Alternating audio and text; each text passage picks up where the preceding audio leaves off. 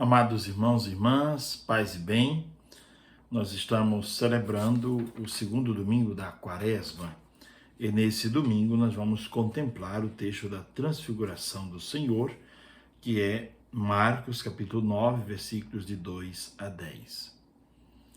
Naquele tempo, Jesus tomou consigo Pedro, Tiago e João e os levou sozinhos a um lugar à parte, sobre uma alta montanha, e transfigurou-se diante deles.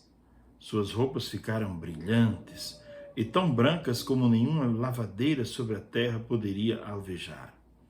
Apareceram-lhe Elias e Moisés e estavam conversando com Jesus. Então Pedro tomou a palavra e disse a Jesus: Mestre, é bom ficarmos aqui. Vamos fazer 3 tendas, uma para ti, outra para Moisés e outra para Elias. Pedro não sabia o que dizer, pois estavam todos com muito medo. Então desceu uma nuvem e os encobriu com sua sombra, e da nuvem saiu uma voz: Este é o meu filho amado, escutai o que ele diz. E de repente, olhando em volta, não viram mais ninguém, a não ser somente Jesus com eles. Ao descerem da montanha, Jesus ordenou que não contassem a ninguém o que tinham visto, até que o Filho do Homem tivesse ressuscitado dos mortos. Eles observaram essa ordem, mas comentavam entre si o que queria dizer ressuscitar dos mortos. Palavra da salvação, glória a vós, Senhor. Meus irmãos e minhas irmãs, para efeito de compreensão de modo didático, eu pensei em fazermos uma meditação a partir de 9 pontos. Primeiro, ver em alguns padres da igreja o que estes padres da igreja dizem sobre a transfiguração do Senhor, certo? Começamos por São Beda, que diz: a transfiguração aponta para a ressurreição, quando todas as vestes serão brancas e purificadas com o céu. Aponta para uma realidade que é de Cristo, mas que será também nossa. Nós um dia também vamos receber essa graça de transfigurar-nos, quer dizer, a palavra transfigurar no grego é metamorfé, quer dizer, morfé é a forma, não é? Ir além da forma que se tem. Assim como também na vida há momentos em que não transfiguramos, mas desfiguramos pelo cansaço, por alguma doença, por alguma coisa desse tipo, não é? Então, São Beda fala destas vestes que têm as cores do céu. Depois, São Jerônimo diz: pela contemplação, o homem também poderá transfigurar-se com Cristo. Poderá, contemplando a Cristo, transfigurar-se. Continuando o que dizem os santos padres da igreja. Orígenes diz: na transfiguração, Jesus é contemplado como Deus, sem deixar de ser verdadeiro homem. A questão das duas naturezas que estão presentes aqui. E Santo Agostinho, que não poderia faltar, diz: Jesus brilhava como o sol, indicando que ele é a luz que ilumina todo homem que vem a este mundo. E ainda, contemplando os padres da igreja, nos diz Orígenes: na luz de Cristo, somos transformados em filhos da luz. Quer dizer, à medida que contemplamos a beleza de Cristo, nos tornamos belos. Contemplamos a verdade de Cristo, nos tornamos verdadeiros. Contemplamos essa luz de Cristo, nos tornamos também nós iluminados para iluminar o mundo. E São Jerônimo nos diz que os discípulos não suportaram aquela luminosidade tão grande, porque a debilidade humana não estava preparada para tanto. Pois bem, primeiro ponto, gostaria de trazer esses comentários dos Santos Padres, para depois fazermos esse percurso breve da nossa reflexão.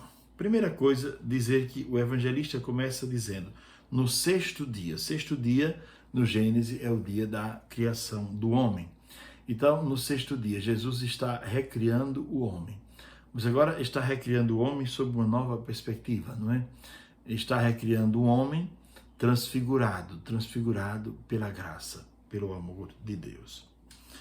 E no sexto dia, Jesus chama Pedro, Tiago e João, 3 apóstolos escolhidos, que estarão com Jesus em outros momentos cruciais da sua vida.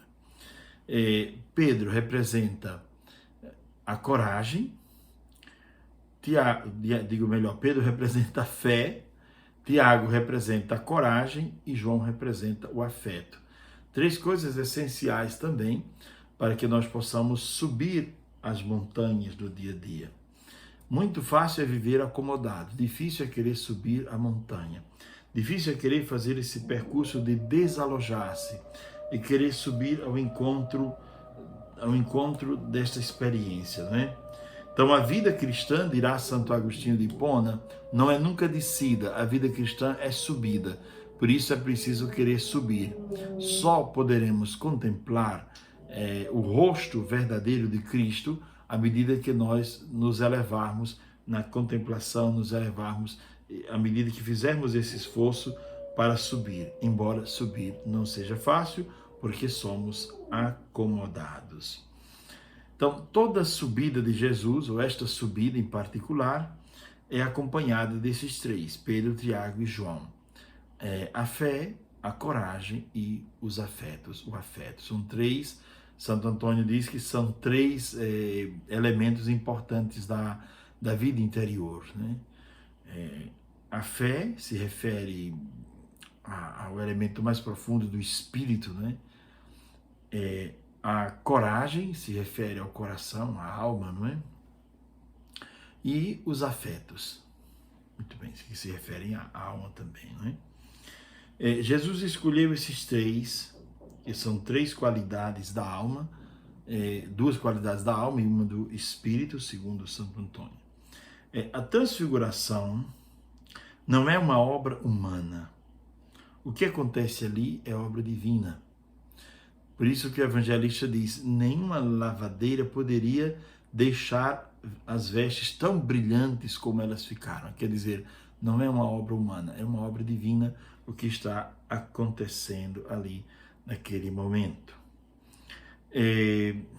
Depois, Santo Antônio, falando desta subida, ele compara esta subida ao monte com a escada de Jacó, que ele diz que ali tem 6 degraus que são importantíssimos. O primeiro degrau é a humildade, o segundo degrau é o espírito de desprendimento, o terceiro degrau a sabedoria, o quarto degrau a misericórdia e o quinto paciência e o sexto obediência. Imagino que muitas das subidas da vida só são possíveis se nós nos acompanharmos desses 3, Pedro, Tiago e João, e ao mesmo tempo tivermos essas 6 virtudes: humildade, desprendimento, sabedoria, misericórdia, paciência e obediência. Muito bem. Continuando a nossa reflexão. A transfiguração acontece para recordar a meta, porque quando o homem sabe qual é a sua meta, ele caminha com mais disposição. Assim acontece nas coisas humanas. Quando alguém vai se consultar e precisa emagrecer, então a sua meta é diminuir tantos quilos e o seu esforço será tal. E muitas pessoas fazem esforços muito grandes para melhorar a aparência, para ganhar beleza corporal, para crescer na carreira, para ser bem-sucedido nessa situação ou naquela. Então, vendo a meta, a pessoa caminha com mais disposição. Jesus apresenta a meta, que é a transfiguração. É aquilo que nós vamos viver um dia. Todos nós seremos também transfigurados nele, em Cristo. Subiu a alta montanha, quer dizer, deixou a planície, deixou o lugar do dia a dia. Nessa quaresma nós somos convidados também a deixar a planície, a fazer coisas novas, rezar mais, frequentar mais a igreja, sermos mais gentis, mais caridosos, trabalhar nossos afetos, trabalhar os nossos comportamentos. Tudo isso é subir a montanha. E ali transfigurou-se, coisa que eu falei agora há pouco. Apareceram então Moisés e Elias. Moisés representa os profetas, Elias representa a lei. Aliás, digo melhor, Moisés a lei, Elias os profetas. E A lei e os profetas estão em diálogo com Cristo. A sabedoria antiga encontra com a sabedoria do Novo Testamento. É claro que a sabedoria por excelência é o próprio Cristo, é o próprio Verbo de Deus, né? É a sabedoria já no Antigo Testamento. Mas aqui estamos falando de Moisés, que representa a lei, Elias, que representa os profetas, que vem para confirmar o Cristo. Pedro, então, toma a palavra e diz: como é bom estarmos aqui. Como é bom contemplar a Deus, como é bom poder rezar, como é bom poder crescer na fé. Pedro descobre uma beleza que existe naquele lugar, a beleza de poder contemplar o rosto verdadeiro de Deus, o rosto verdadeiro de Cristo, digo melhor, poder contemplar esta beleza. Pedro descobre o quanto Cristo é belo, e esta é a razão do encantamento de Pedro. A beleza de Cristo e a beleza do Evangelho fascinarão ao longo da história milhares e milhares de pessoas e continuam a fascinar ainda hoje. Como São Francisco de Assis, que, deixando todas as suas riquezas, abraçou a beleza de Cristo e a beleza do Evangelho. Como tantos mártires, inclusive alguns jovens e adolescentes, como Melânia, Blandina e outros, que tiveram coragem de derramar o próprio sangue. Os contos e os livros antigos dizem que Orígenes, por exemplo, quando seu pai foi arrastado de casa para ser martirizado, Orígenes queria se apresentar, sendo apenas um garoto ainda, para morrer e derramar o sangue pela fé, porque ele achava bonito que uma pessoa chegasse ao extremo de derramar o seu sangue pela fé. E a sua mãe escondeu suas roupas e ele ficou nu para que não pudesse se apresentar. Então, para dizer como os primeiros cristãos foram fascinados por essa beleza do Evangelho, por essa beleza de Cristo. Por causa desta beleza, os mártires deram seu sangue. Por esta beleza, muitos e muitos deixaram tudo. Por isso, Jesus compara o reino de Deus, o Evangelho, a vivência segundo a cultura do Evangelho, ao encontro de um tesouro. Esta beleza é fascinante e esta beleza é capaz de encantar, salvar, alegrar, transformar e libertar o homem. O cristianismo não é fundado em um conjunto de ideologias, mas o cristianismo é a beleza de alguém, a beleza do Cristo, a beleza da sua mensagem, que continua a cativar ainda hoje. Pois bem, Pedro diz: como é bom estarmos aqui. E nós dizemos também, quando estamos em oração, quando estamos meditando a palavra, quando estamos na igreja, como é bom estarmos aqui, como nos faz bem este momento, como nos faz bem meditar a palavra. Muito bem. E ali desceu uma nuvem que cobriu a todos. A nuvem é uma teofania, uma manifestação de Deus, um sinal da presença de Deus. O Pai está presente ali com o Filho, claro. A Trindade sempre junta, não é? É curioso que aparece então aquela nuvem e dali sai uma voz. E essa voz diz: este é o meu Filho amado. Escutai o que ele diz. Interessante que quando Deus apareceu e falou para Adão, lá no Gênesis, o que aconteceu? Adão fugiu. Aqui não. Quando Deus fala, o que acontece? Os apóstolos ficam maravilhados com aquela beleza daquela voz, aquela voz que comunica a verdade sobre Deus. Amados irmãos e irmãs, somos convidados também a escutar esta voz, não somente a contemplar com os olhos, mas escutar esta voz e deixar que esta voz entre no nosso coração, fecunde o nosso coração. A beleza do Evangelho que entra pelo ouvir. A visão entrará no coração através do ato de escutar. Essa beleza requer contemplação, mas ao mesmo tempo escuta. Esta beleza antecipa para nós a beleza do céu.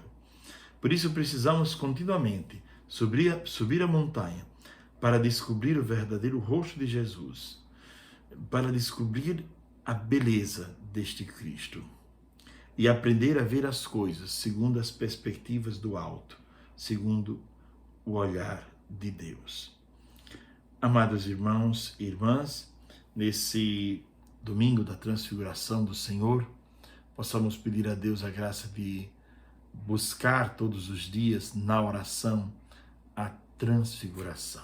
E eu concluo a nossa meditação com um pensamento muito bonito de Santo Agostinho sobre a oração como um momento de transfiguração do homem. É um texto dos comentários dos Salmos de Santo Agostinho. Ele diz: o teu desejo é a tua oração. Se contínuo é o teu desejo, contínua será a tua oração. O apóstolo afirma: orai insistentemente. Se for de joelhos ou prostrados, não poderemos fazê-lo. Mas se for a oração interior do coração, isso será possível. Em qualquer que seja a circunstância, devemos orar, diz Agostinho. Quando o homem deixa de amar, cala-se, porque a frieza do amor é o silêncio da voz. Mas se o homem ama, ele reza, grita e geme na oração. Mesmo se seus gemidos e palavras não sejam ouvidos pelo homem, mas certamente serão ouvidos por Deus. Com estas belas palavras de Agostinho, eu concluo a meditação desse domingo da manifestação do Senhor, deste domingo da transfiguração do Senhor. Abençoe-vos o Deus que é todo-poderoso, Pai, Filho e o Espírito Santo. Amém. A todos, paz e bem e um ótimo domingo.